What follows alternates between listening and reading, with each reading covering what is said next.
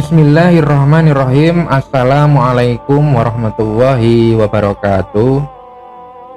Pada kesempatan kali ini saya akan menyampaikan sejarah mengenai sosok tokoh yang diceritakan bahwasanya dia merupakan orang terkaya sepanjang masa. Dirinya bernama Mansa Musa yang merupakan seorang raja yang berkuasa di Mali. Nah, tujuan saya menyampaikan sejarah ini adalah untuk menambah wawasan kita semua agar kita dapat mengetahui sejarah-sejarah mengenai tokoh-tokoh di masa lalu. Nah, langsung saja kita akan masuk ke dalam pembahasannya. Dikatakan bahwasanya gelar orang terkaya dipegang oleh seseorang yang bernama Mansa Musa, yang merupakan penguasa Afrika Barat di abad ke-14 yang amat sangat kaya sampai-sampai saking dermawannya sedekah yang ia berikan menghancurkan perekonomian suatu negeri. Jumlah kekayaan Musa jika dihitung di masa kini sungguh luar biasa, sampai-sampai hampir mustahil untuk benar-benar memahami betapa kaya dan berkuasanya ia saat itu. Dikatakan bahwasanya Mansa Musa ini lebih kaya daripada apa yang orang bayangkan. Mansa Musa lahir pada tahun 1280 di keluarga para penguasa. Saudara laki-lakinya yang bernama Mansa Abu Bakar memerintah kerajaan mereka hingga tahun 1312 ketika ia turun tahta untuk pergi dalam sebuah ekspedisi.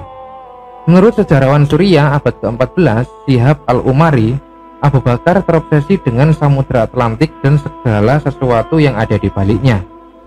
Ia dikabarkan berangkat dalam sebuah ekspedisi dengan armada sebanyak 2000 kapal serta ribuan pria, perempuan, dan budak.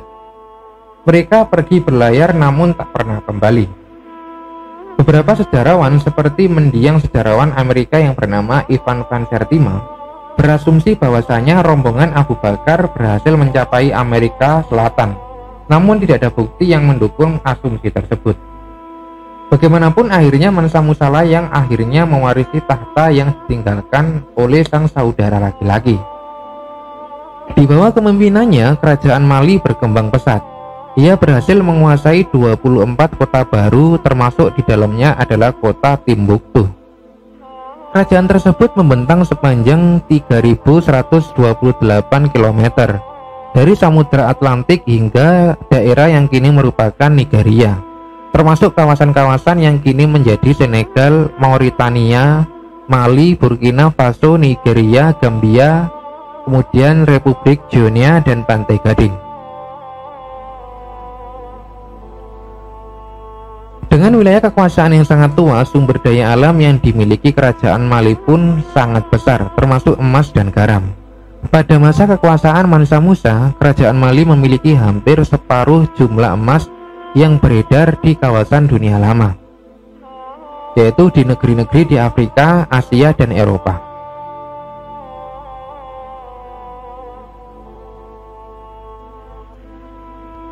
Nah, dikatakan bahwasanya sebagai penguasa, Mansa Musa mempunyai akses yang hampir tidak terbatas terhadap sumber-sumber kekayaan paling bernilai pada abad pertengahan.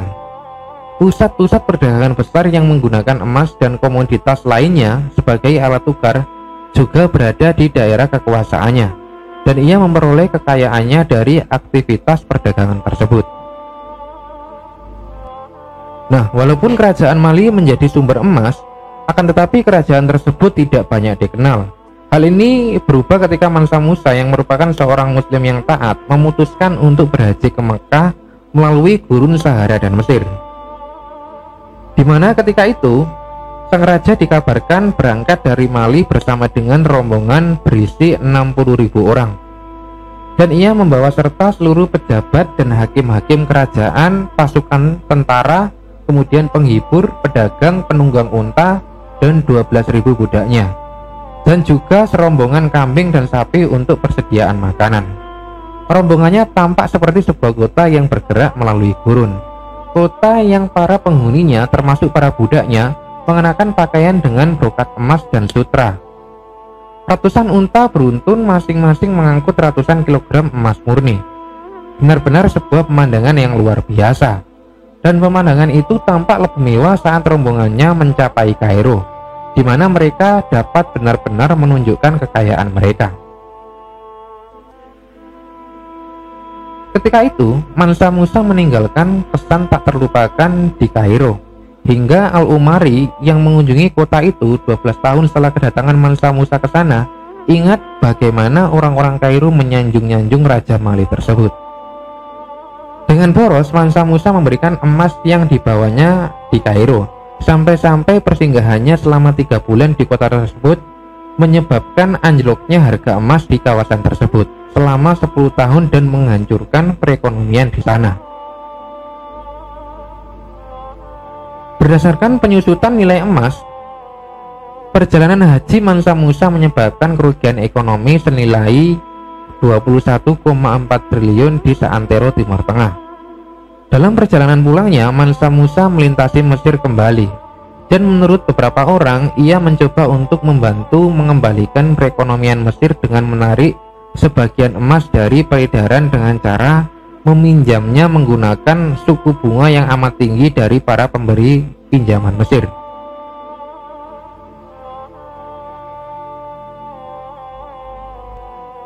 Ketika itu ia membagikan terlalu banyak emas sepanjang perjalanan, hingga para penghibur tak mau memuji-mujinya lagi dalam nyanyian mereka, karena mereka berpikir bahwa ia menghambur-hamburkan sumber daya alam lokal di luar kerajaannya. Pada keraguan bahwasanya Mansa Musa menghabiskan atau menghamburkan banyak sekali emas sepanjang perjalanan hajinya. Namun justru kedermawanannya itulah yang menarik perhatian dunia. Mansa Musa membuat kerajaannya, Mali dan dirinya sendiri diakui oleh dunia. Pada peta catatan atlas yang berasal dari tahun 1375, sebuah lukisan bergambar seorang raja Afrika yang duduk di atas singgasana emas di puncak Timbuktu sambil memegang sepotong emas di tangannya. Timbuktu menjadi Eldoradonya Afrika dan orang-orang datang dari negeri yang dekat dan jauh untuk melihatnya. Pada abad ke-19, negara tersebut masih menyimpan sebuah mitos sebagai kota emas yang hilang di ujung dunia dan menjadi incaran para pemburu dan penjelajah Eropa, di mana hal ini sebagian besar berkat apa yang dilakukan oleh Mansa Musa 500 tahun sebelumnya. Nah, Mansa Musa kembali dari Mekah bersama sejumlah cendekiawan Islam, termasuk keturunan langsung daripada Nabi Muhammad SAW dan penulis puisi sekaligus arsitek Andalusia yang bernama Abu Ishaq Es-Sahili, yang dikenal sebagai perancang masjid Ziguriber yang terkenal. Raja dikabarkan membayarnya dengan 200 kg emas yang jika dikonversikan ke dalam mata uang saat ini menjadi sebesar 117 miliar rupiah. Selain mendorong dunia seni dan arsitektur, ia juga mendanai dunia sastra dan membangun banyak sekolah, perpustakaan, dan masjid. Tak lama, Timbuktu berubah menjadi pusat pendidikan dan banyak orang berdatangan dari berbagai belahan dunia untuk belajar di tempat yang kini dikenal sebagai Universitas Sankore. Raja yang kaya itu juga seringkali dianggap berjasa karena telah memulai tradisi pendidikan di Afrika Barat. Meskipun kisah tentang kerajaannya hanya sedikit diketahui oleh orang di luar Afrika Barat. Nah, kemudian setelah Mansa Musa meninggal dunia pada tahun 1337, pada usia ke-57 tahun, kerajaannya diwariskan kepada putra-putranya yang tak mampu menjaga keutuhan kerajaannya. Sejumlah daerah memisahkan diri dan akhirnya kerajaan itu pun runtuh. Kedatangan bangsa Eropa di kemudian hari ke Afrika menjadi titik akhir kehancuran kerajaan Mali. Ada yang mengatakan jika saja bangsa Eropa tiba dalam jumlah besar di masa Musa memerintah, dengan Mali yang tengah berada di puncak kejayaannya dengan pasukan militer dan kekuatan ekonomi dibandingkan kondisi ratusan tahun setelahnya, pasti semuanya tidak akan seperti yang kita lihat saat ini. Artinya kalau saat itu bangsa-bangsa Eropa datang, maka belum tentu bangsa Eropa bisa mengalahkan atau bisa menguasai kerajaan Mali. Nah, demikianlah sejarah mengenai Mansa Musa yang merupakan orang terkaya sepanjang masa Semoga yang sedikit ini dapat menambah wawasan kita semua. Wallahu a'lam bishawab. Billahi taufik wal hidayah. Wassalamualaikum warahmatullahi wabarakatuh.